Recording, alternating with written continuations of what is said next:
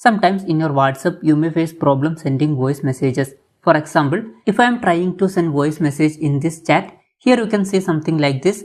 Voice message option is not there. In this video, I will be telling about how to solve this problem.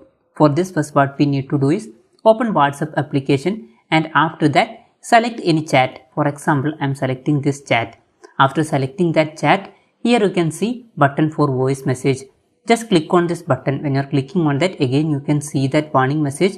This problem is because you have not given some permissions. So we want to give some permission. To do that, what we need to do is click on continue. When you are clicking on that, you can see a box like this. Here click on allow and again you can see a box like this. Click on allow. Now everything is ready. Now after that, if I am trying to send voice message to this contact, I can send. Here you can see I am sending one voice message. So this way you can easily solve not able to send voice message problem. Hope this video was helpful for you. If you find it helpful, consider subscribing. See you in the next video.